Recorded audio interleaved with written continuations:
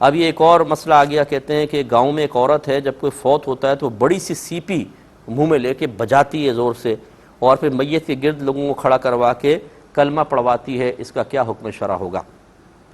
دیکھیں، اس طرح کے لوگ جن کے پاس کوئی صلاحیتیں نہیں ہوتی، وہ مرکز نکاح کسی پازیٹیو کام سے نہیں بن سکتے ہیں، اور لوگوں کو اندر ان کو کوئی عزت حاصل نہیں ہوتی، تو پھر وہ لوگوں کی جہالت سے فائدہ اٹھا کر اسی طرح اپنے نفس کی تسکین کے لیے الٹے سیدھے کام کرتے ہیں. اور ہماری عوام چونکہ نہ اللہ کو جانتی ہے، نہ رسول کو حقیقتاً جانتی ہے، نہ شریعت جانتی ہے.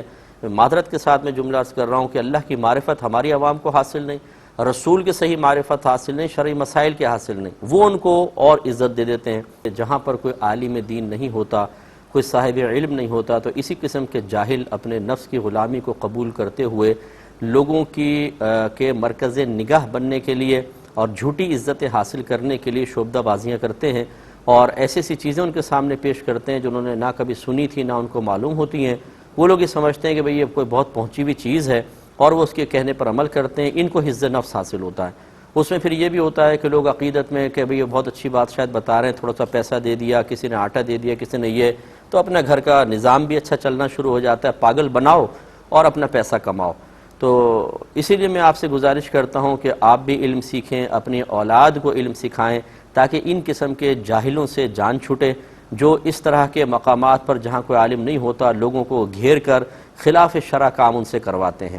اس میں کوئی خلاف شرع بات بہرحال نہیں ہے کہ کلمہ پڑھنا کھڑا ہو کر، لیکن اس کو باقاعدہ ایک رسم کسی شکل دینا. پھر سی پی پہلے کیوں بجا دی بھائی؟ اس کی کیا شرعی حیثیت ہے؟ کہاں لکھا ہے کہ سی پی بجاؤ؟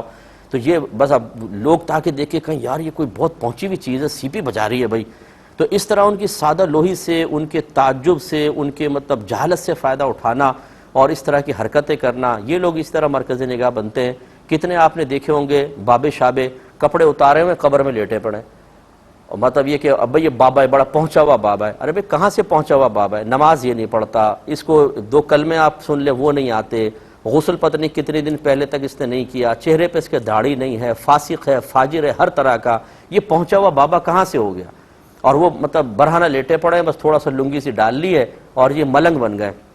یہ کوئی ملنگ نہیں ہے، ان کو ابھی پولیس والے 2 ڈنڈے لگائیں، ان کی ساری ملنگی نکل جائے گی.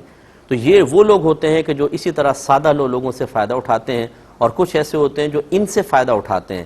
وہ لوگوں کو کہتے ہیں کہ بہت پہنچا ہوا بابا ہے بھائی، اس کو نذرانے دو، بڑا فائدہ ہوگا. لوگ بیچارے نذرانے دینا شروع کر دیتے ہیں. اس طرح اچھا دھندا چل جاتا ہے، بابا بھی کما رہا ہوتا ہے اور اطراف والے بھی کما رہے ہوتے ہیں. تو خلاصہ کلام یہ ہے کہ یہ عورت بالکل کوئی جاہلہ خاتون ہے. اگر خود سن رہی ہوں تو بہن جی معذرت کے ساتھ اس طرح لوگوں کو پاگل اور بیوقوف نہ بنائیں. قرآن و حدیث پر عمل کیجئے، اسی میں آپ کے لیے نجات ہے. ابھی ہو سکتا ہے آپ کو ہماری بات بری لگ رہی ہو، لیکن مرنا آپ نے بھی، ہم نے بھی میدان معاشر میں جمع ہوں گے. وہاں پر میرے آقا صلی اللہ علیہ وسلم کی بھولی بھالی امت کو بیوقوف بنانے والوں کا بڑا برا انجام ہونے والا ہے. یہ اچھی طرح یاد رکھیں. تو اس طرح کی شعبدہ بازی اور ڈرامے کر کے لوگوں کو پاگل نہ بنائیں.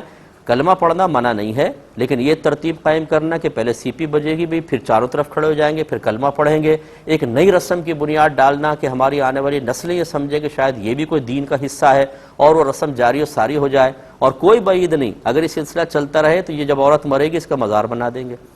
سیٹی والی مائی کا مزار بن گیا بھائی. اب اس پہ لوگ چادریں چڑھانا شروع کر دیں گے، ان پہ چڑھاوے شروع ہو جائیں گے، دیگر چیزیں ہو جائیں گی. تو یہ اس قسم کے لوگ جو ہیں وہی ہمارے اکابرین، ہمارے ان بزرگان دین کو جو اپنے مزارات میں جلوہ افروز ہیں، انہیں بدنام کرتے ہیں. اور لوگ یہ سمجھتے ہیں، جو جدید دور کے ہمارے بچے ہیں وہ سمجھتے ہیں کہ بھئی جو قبروں میں ہیں نا بزرگان دین، وہ بھی انہی طرح کے ہوں گے. وہ ایسے نہیں تھے، وہ بڑے متقی پرہیزگار لوگ تھے اور وہ دین پر عمل کیا کرتے تھے. اور یہ لوگ لوگوں کی سادہ لوہی سے فائدہ اٹھا کر اس طرح اپنے لیے حفظ نفس کا سامان کرتے ہیں. اس طرح کے لوگوں کو جب آپ نظر انداز کریں گے، ان کے اس قول یا فعل پر شرعی دلیل کیوں نہیں طلب کرتے؟ پوچھیں ان سے کہ سی پی بجانے کی شرعی حیثیت کیا ہے، بتائیں قرآن میں کہاں ہے، حدیث میں کہاں ہے. اور نہ پیش کر سکیں تو انہیں کہے کہ سائیڈ میں ہٹ جاؤ، اس طرح کی خرافات نہ کرو ہمارے درمیان، کے مردے کے اوپر رحمت نازل نہ ہو بلکہ جہالت کی وجہ سے اللہ تبارک و تعالیٰ کی ناراضگی لازم ہو، تو پیچھے ہٹ جاؤ. تو پھر کیا ایسے لوگ کوئی حوصلہ افزائی کر سکیں گے؟ لیکن ہم ان کو آگے لاتے ہیں، ہم ان کو جھوٹی عزتیں دیتے ہیں، ہم ان کی حوصلہ افزائی کرتے ہیں. جب اس طرح کی حوصلہ افزائی ہوتی دیکھی جاتی ہے تو 4 اور میں ہمت پیدا ہوتی ہے. وہ کہتے ہیں یار میں بھی اپنے گاؤں میں جا کے کوئی ڈرامہ کرتا ہوں نیا، تو پھر میں بھی مرکز نگاہ بن جاؤں گا اور کام دھندے سے فارغ ہو جائیں گے، اپنے آرام سے آستانہ بن جائے گا اور نذرانے آنا شروع ہو جائیں گے، اور اس طرح لوگ ہزارہا لوگ لوٹ رہے ہیں اور لوگوں کی جیبیں خالی کرا رہے ہیں، گھر والوں کی عزتیں محفوظ نہیں ہیں، اور اس طرح کے لوگ ڈرامے کر رہے ہوتے ہیں۔ ان کو پہچانیے اور اپنی صفوف سے باہر کیجئے۔ ہمیشہ علماء کرام سے اپنا رابطہ رکھیے، جو بے لوث اللہ تعالیٰ کی رضا کے لیے کام کر رہے ہوں، جن کو پیسوں کا لالچ نہیں ہے، جن کو منصب کا لالچ نہیں ہے کہ وہ سمجھتے ہیں کہ اللہ نے ہمیں بہت دیا ہے، ایسے بے نیاز علماء کو تلاش کر کے ان سے مسئلے معلوم کریں، شریعت ان سے سیکھیے تو آپ کامیاب ہوں گے، ورنہ مفاد پرستوں کے ہاتھ میں اپنے آپ کو دے کر نہ دنیا آپ کے پاس رہے گی اور نہ آخرت کا کوئی ٹھکانہ ہوگا۔